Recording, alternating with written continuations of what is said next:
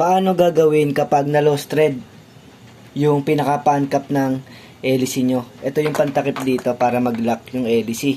So, ang gagawin natin dyan mga idol, kapag na-lost thread to, ito yung butas ng ano niya, ng hélice, half moon. Yan. Diba? Ang gagawin natin dyan, gagamit kayo nito. Iipitin nyo, tapos, iikutin nyo yung hélice ng bagya. Yan. Iikutin nyo. Yan. Ayun o. Hindi na siya matanggal mga idol. Testing natin. Kahit walang pancap yan mga idol, okay lang. Walang problema.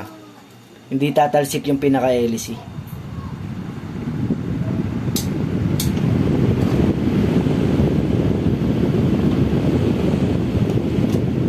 Tapos patay natin.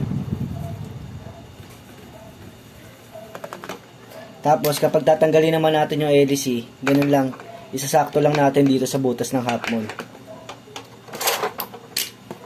So ganun lang kadali mga idol.